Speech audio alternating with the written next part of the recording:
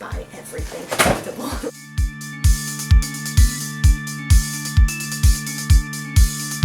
Bright suns or rising moons to you, everyone, and welcome to my Galaxy's Edge opening day haul. I have a cosplay channel and I do cosplay stuff on my Instagram, but I do a lot of other really cool stuff and I spend a lot of money going to Disneyland and other random cool events. So I was talking with some friends and they said it would be stuff that people might be interested in seeing. So I'll probably do a few videos on Galaxy's Edge because I was fortunate enough to get the very first time slot 8 a.m. on opening day.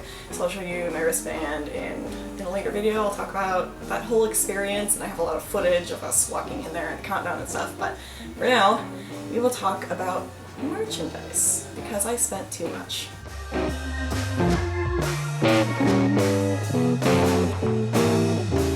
Bring me opening day merch. These are worth $20 on eBay right now. Why would you throw them? Basically when we were in line, because it was day one, so they also had a merch line starting at, they said it was supposed to start at 2 a.m., but it actually started at about 8 p.m. the night before.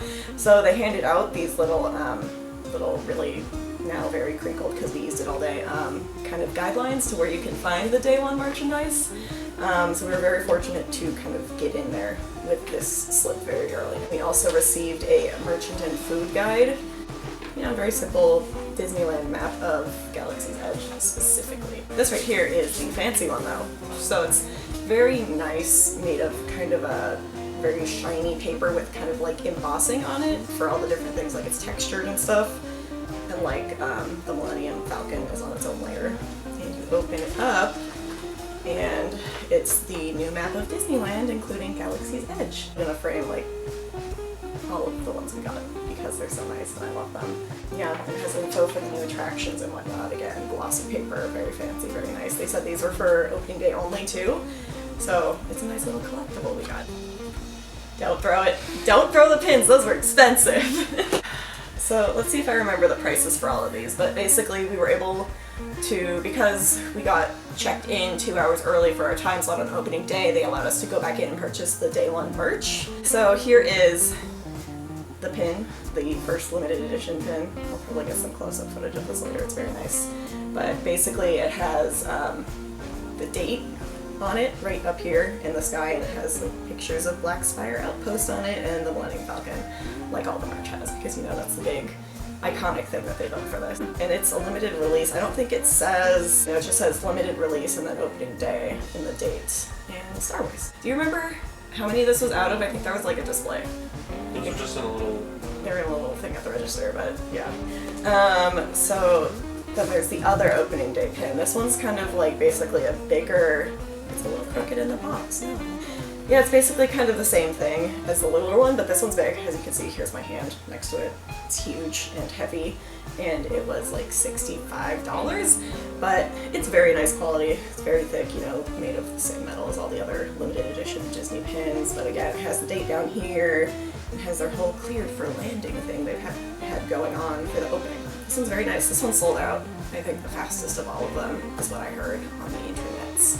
Again, we got in there extremely early on. I was within the first few lines. It took us 20 minutes in line maybe to get in there, so while I was there they had everything in stock, and then soon after apparently the pins started selling out at least. And the other pin set, it's a set of 4 pins, all limited edition based off of kind of like, I want to say the most hype things in Galaxy's Edge, but there's an AT-AT in here. And there wasn't one of those at Galaxy's Edge that I noticed, right? What's in Rise of the Resistance, but that's not open yet. I guess they planned their merchandise before they knew it was delayed. Chewie and the Falcon, AT-AT. DJ Rex is the best. Like, the whole joke in Star Tours was that he was really crummy at his job, but I think he's a really great DJ. He's perfect. He was made for this. And the last one is, again, the Millennium Falcon. These are limited edition of 500. So there are only 500 of these. They were, what, $85?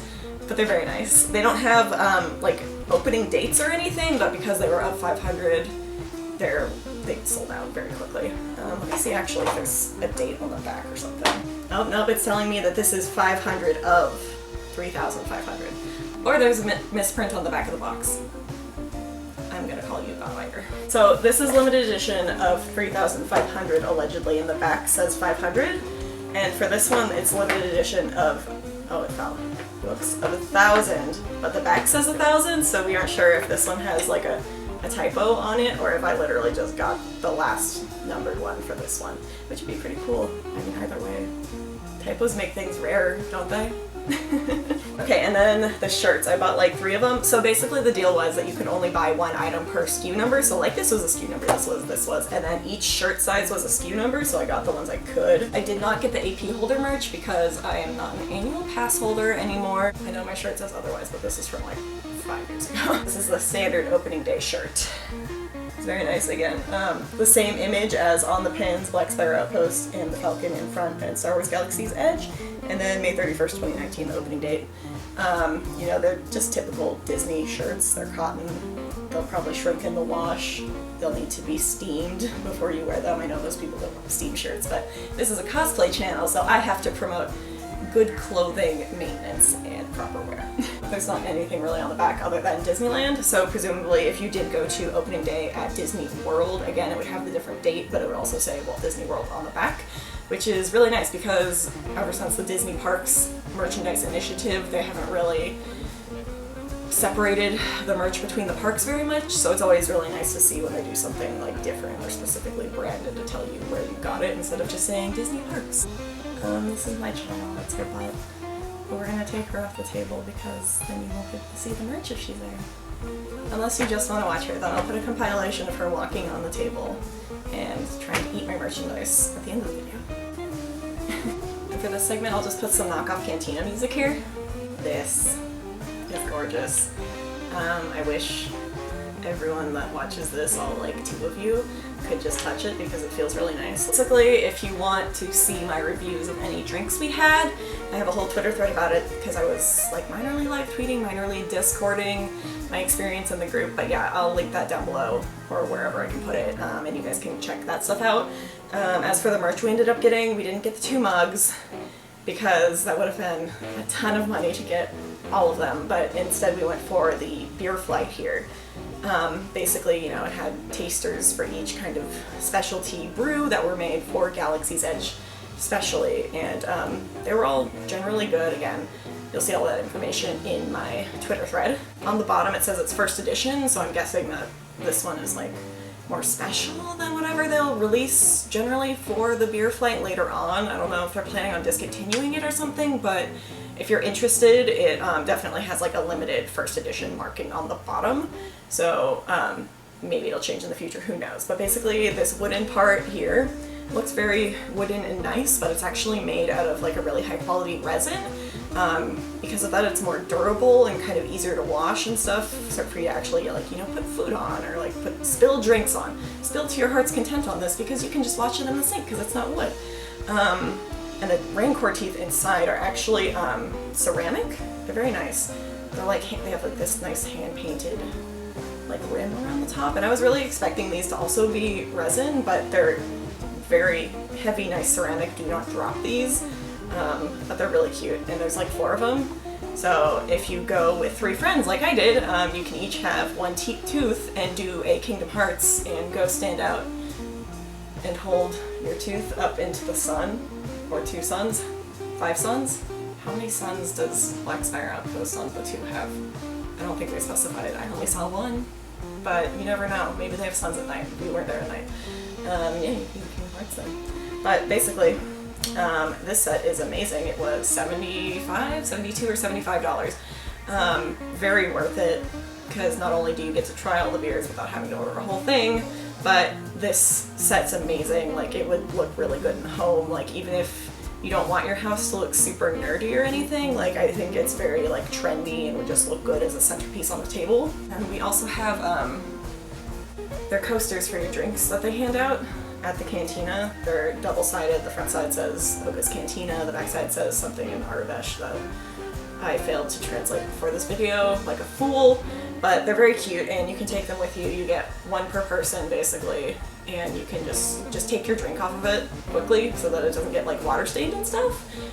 We didn't really have a problem with that because we got a lot of the specialty drinks that had a really tall, like, part of the glass at the bottom that wasn't filled with anything, so we were safe, but yeah, you can take these home. Do not take home the menus. I know they are supposed to look like paper and they're kind of made of the same material as this, but you're definitely not allowed to take the menus, so please don't do that. You will get in trouble, you will get someone else in trouble, and also it's just kind of rude. But yeah, the cantina was a really cool experience, and there's lots of cool collectible items you can get from there. So another concern is that you actually do get to drink the Cantina Drinks in the limited, like, the fancy cups and stuff that you pay for, but basically they have a separate supply for you to drink out of in the cantina that they wash between uses and stuff, but then when you leave, after you pay your bill, they will hand you a box like this with your item inside it so that you don't have to walk around with like a sticky, gross, like, alcohol cup, because like that crushes your mood, man. And you don't want to break this stuff because it's very fragile and lots of people are running to and from things. So yes, packaged, very nice. It's like in individual boxes too, so it's safe to travel with if you're coming here from another galaxy. So this is just kind of all the like random little things we got. We didn't really buy too many snacks. I have a bunch of food allergies, so it was kind of weird for me to buy packaged food I know I'm not going to be able to eat. But we did try, again, the stuff at the cantina. We tried the blue milk and the green milk. They're both very good. They're not that different from each other, but basically if you kind of want a more mild tasting milkshake, go for the green milk. If you want, you know, obviously the big Star Wars experience of the blue milk, go for the blue milk. It's a very, like, not tangy, but fruity flavor. They're both very good, but yeah, it's just kind of like, I would prefer the green milk because I don't like super strong tastes. Here we have, on the right side, you know, the heavily advertised Coke products that look very cute and orbis.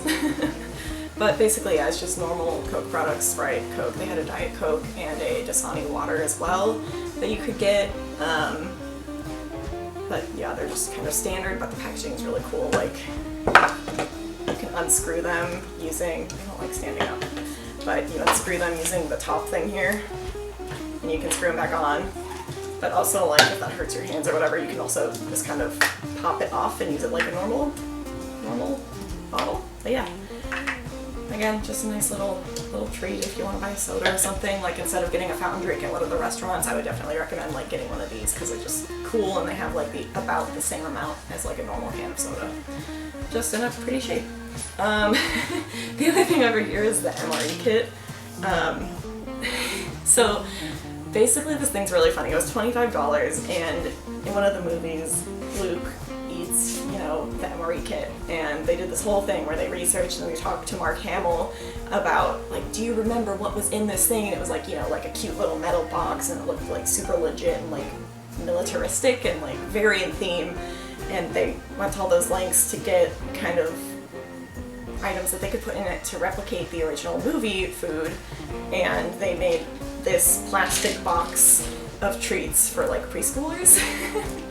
So while it's cool that the snacks inside are accurate, it's also just kind of like $25 for plastic packaging and a bunch of snacks you could buy at Target.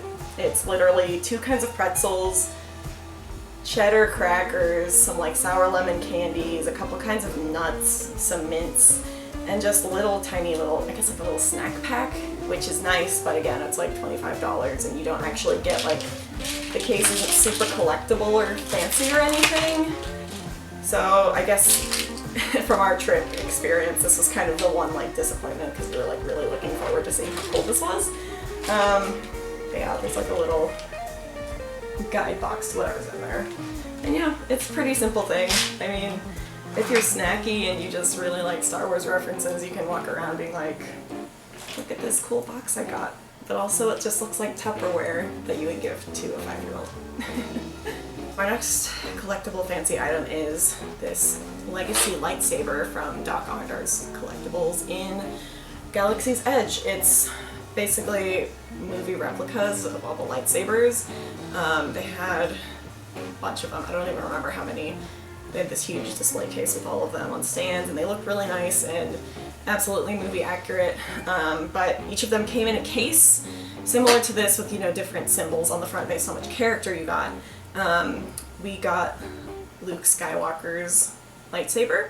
So we'll take a peek inside here. It's really cute to display this too. Like you can hang up the lightsaber on the wall and just display the case, but you could also like display it in this box itself.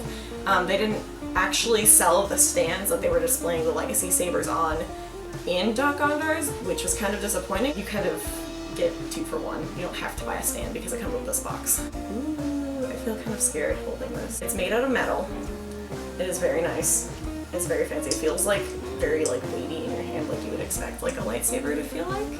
Luke's has the weird like thin portion up here, so it has a hard time supporting the big lightsaber saber part up here, so there's a second piece in here. See, so you can kind of exchange these if you wanted to put a blade on it.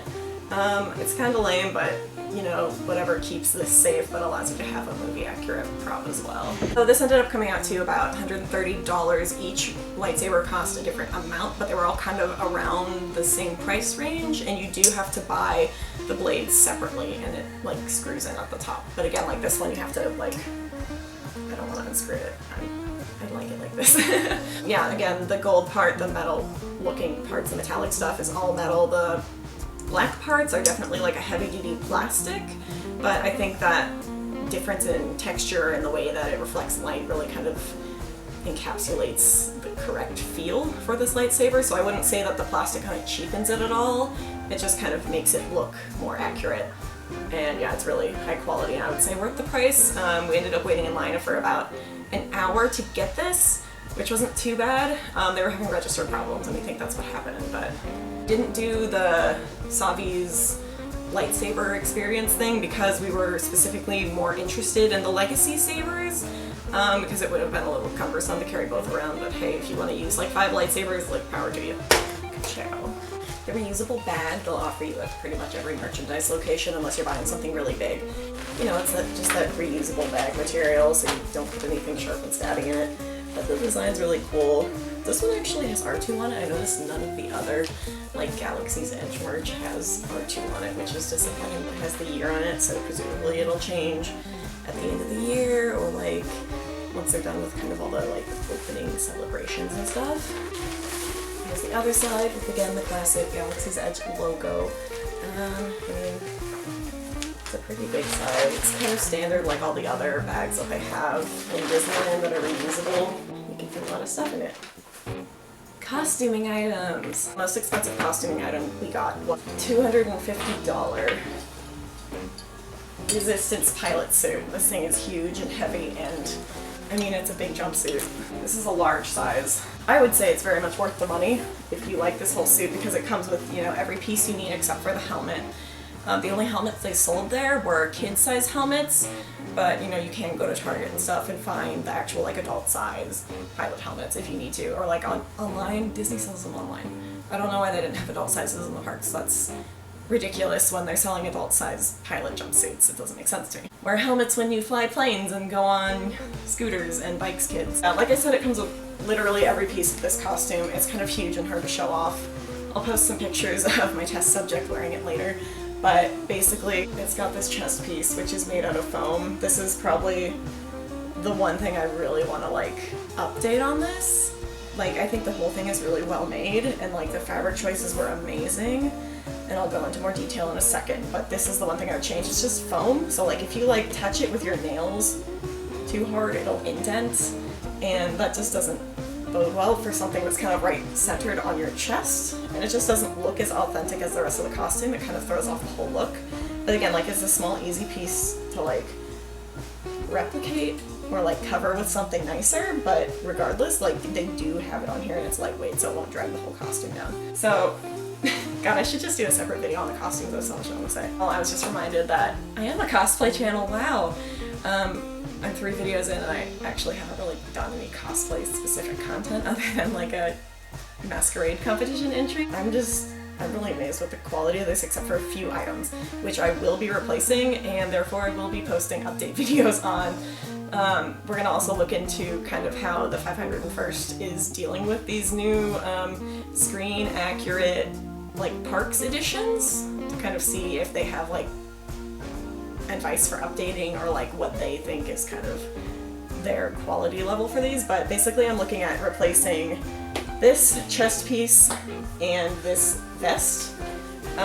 It's really odd because the rest of the costume is, again, screen accurate. It looks very nice. It's made out of really nice materials that, like, I would have chosen for this kind of jumpsuit, but, like, the vest and the chest piece look like they're from, like, a Party City costume that you would buy for the new movies, and I think that's really weird, because it's really expensive and the rest of it is so nice. It's like, why cheap out on just two of the main components that you see on here? Like, even on the legs, like, these little knob thingies, you can't detach them, and they serve no purpose, but they're made out of metal. Like, they're hollow, but they're made out of metal. They're really nice, and, like, why didn't they put that much effort into the things on the top? Same with, like, all the buckles. Like, they're just all really nice and, like, custom-made pieces for this. So we'll replace this thing. We'll just pretend that didn't exist. And then the vest itself, God, this tube gets in the way of everything. We'll probably find a better way to rearrange this on here so it doesn't look weird. But the vest itself is, again, like a really cheap fabric. Like, it's supposed to be like an inflatable life vest. So basically, this says upside down in Arabic. It said, like, I think they said it said, like, pull to inflate or something. It's basically supposed to be like, if you look down at the vest, it'll tell you the instructions for what to do with it. So we'll copy that over to the new vest. Maybe I'll make it inflatable. I'm gonna make it inflatable. But the rest of it is very high quality fabric. Like, the interior seams are all serged and they have a very small seam allowance. So, like, they aren't particularly itchy. There's not a lot of fraying seams everywhere.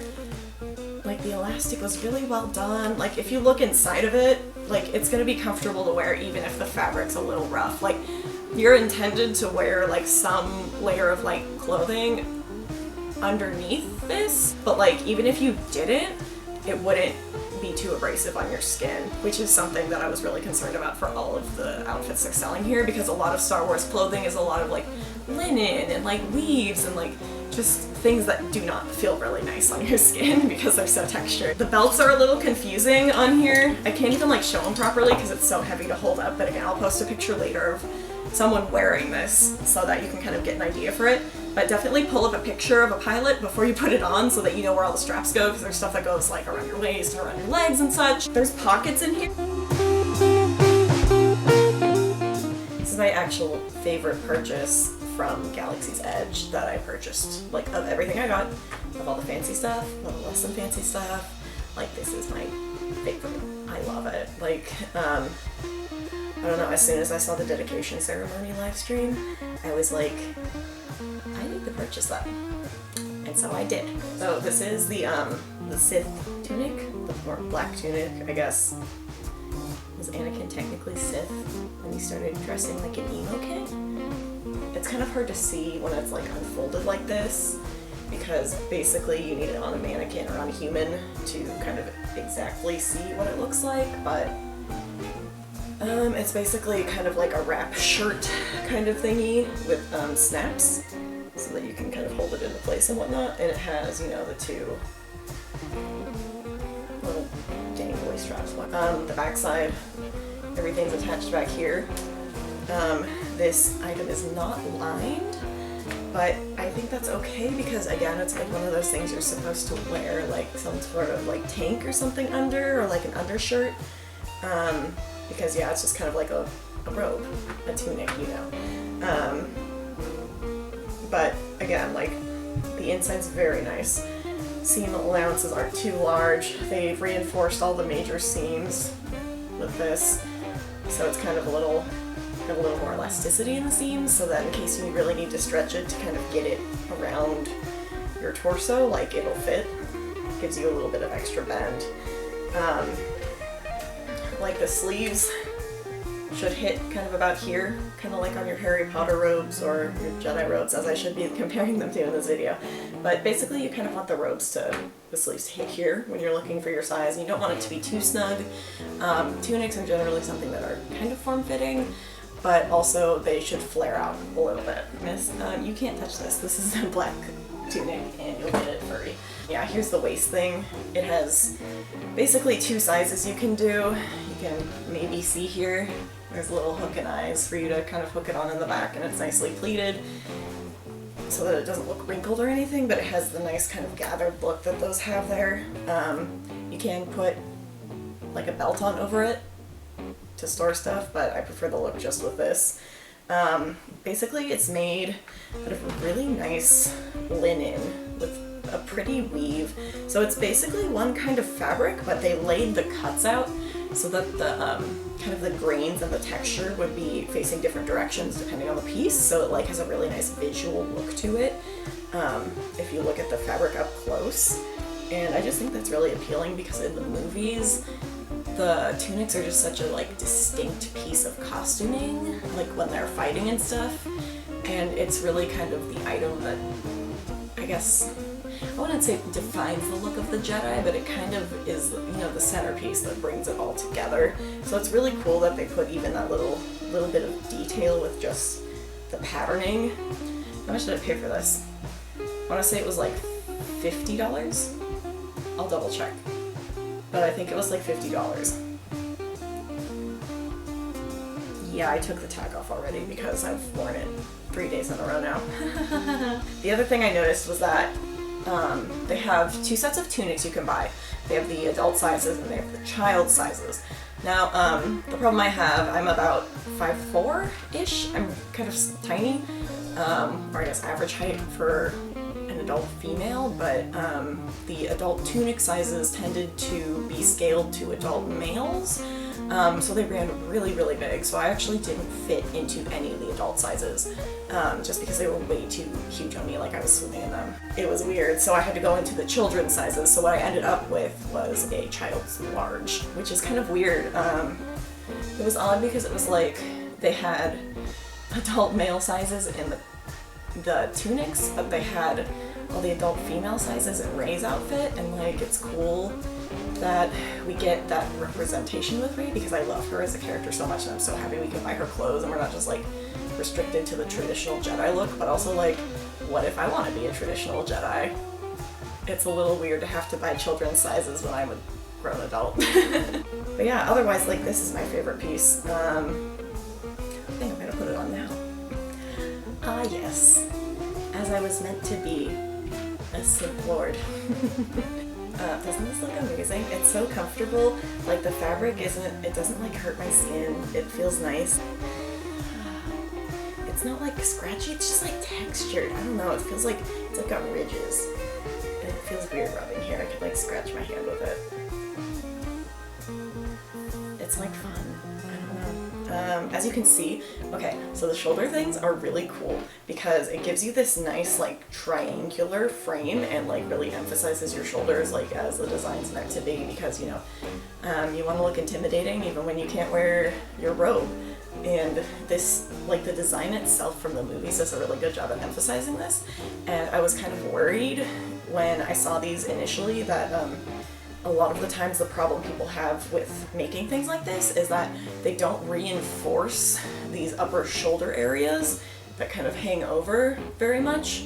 They don't put interfacing or they don't put anything in there to give them shape. They just assume that adding layers of fabric will do the job because it's like cheaper and like easier to put together. But with these things, there's like extra layers here. So you have, you know, the normal shoulder where the sleeve attaches, but then you also have this extra layer, kind of a fabric built in as like a sleeve cap, and then you have the final top layer. So it's like really nicely reinforced and it really helps the nice triangular shape stick out there. You know, all the pressing on all the seams is really nice. Like I'm really pleased with how like crisp the edges are on this, because a lot of times like robe or tunic designs that go like this, it's hard to get seams pressed down flat, or like companies generally just don't care too much about making sure they're super flat, but these are really crisp. Like it was pressed in the wrong place over here, but that's like easily fixable with your iron. It could just be the one I picked out. It's really weird. Yeah, I've worn it for 3 days in a row now. I think I'm never gonna take this off ever again. If you see me in a future video or picture or anything where I'm not wearing this tunic, it's not me. One of my friends I was there with got the Kylo, like, not cloak, but like the hood wrap thing, shawl. I don't remember what they were marketing it as. So it's basically a hooded shawl, and that was like amazing. It was even more expensive than my tunic. I want to say he paid about $60, $70 for it. But if I can ever acquire that piece from him, I would really like to show you guys it because it's amazing. Unfortunately, he left on Saturday, so I didn't get to film it, but oh my god, that thing's amazing and I want to wear it too. And if I go back, that'll probably be the next thing I buy. That and probably one of the belts. I actually kind of regret not buying one of the belts because they're really nice. They're not actual leather, I don't think, because the price was way too low for it to be like leather, and it didn't quite have the same like embossing effect that you would get on real leather, so I think it was just like a really high quality faux leather. But they were like really nice and really well made, and like the stitching lines were nice and straight, which is kind of hard to find on a lot of leather things that are cheaply made. And like, granted, the belts are still pretty pricey, like I was really impressed with them. And if I hadn't already spent all this money on everything else, I probably would have bought one. God, Star Wars is expensive. If you go to Galaxy's Edge, be ready to spend your money, or like you should really plan ahead of time, I think, to kind of figure out what you want to buy. Just like make a list, because I know it's going to be super crowded, and like the previews weren't that crowded, but you still have a limited amount of time, and like depending on how things go, like lines might get a little long, and also you want to kind of budget. Like when you walk into the stores, you definitely feel the temptation of like, oh my god, I need to buy all of this because it all looks so nice, and like the packaging is so professional and crisp, and like the displays are, oh my god.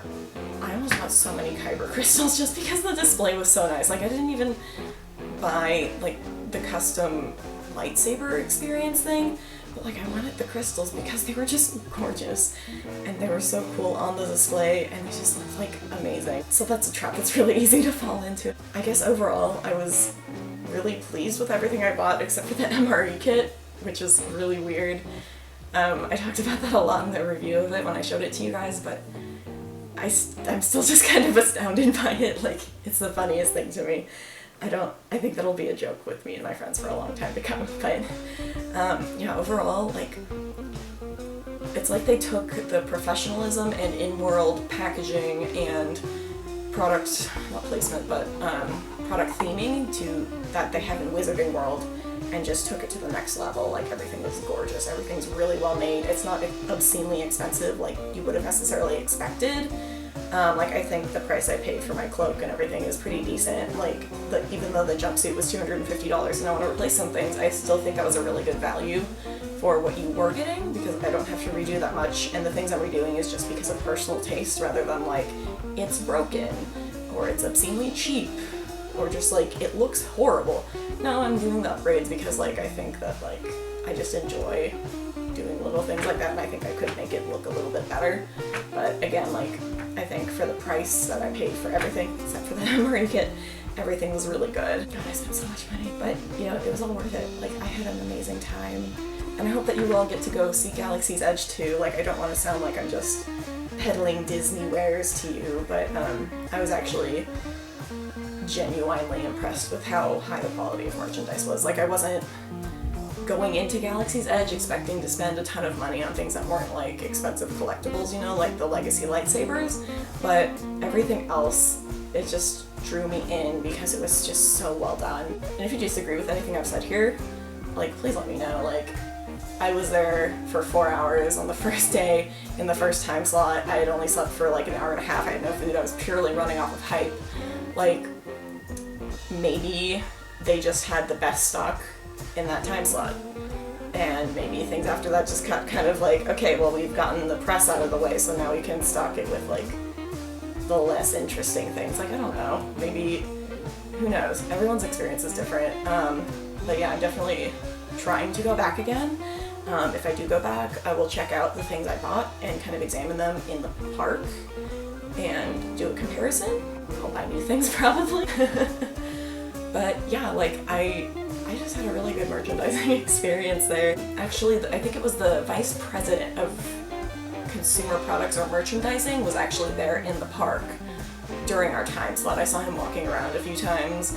Like, we met the president of Disneyland, and I didn't want to bother this other guy because it was like obvious he was there on work, but like, it was really interesting because you could like see his investment into these products that he's selling. And yeah, Galaxy's Edge. It was amazing. I'm really happy with everything I got, and I hope you guys are happy with it too. Now, thank you so much for watching my videos. I really appreciate it. Again, I'll be posting some more footage from Galaxy's Edge in the days coming, or maybe a little bit before this, whatever I get around to editing first. I took a lot of really great videos of our experience. I was within like the first 15 people to get into Galaxy's Edge on opening day, so that was really exciting. I know they had cast previews and stuff before, but like, of the peasantry, it was really cool being amongst the first people in there. I was really excited. I did not think that was going to happen. I expected to be waiting in line for like 5 days ahead of time, so I thought it was really great. But yeah, thank you so much for watching.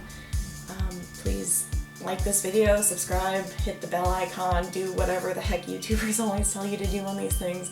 But most of all, I hope this helped you in your future journeys to Blackspire Outpost and Batu. So, till the spires.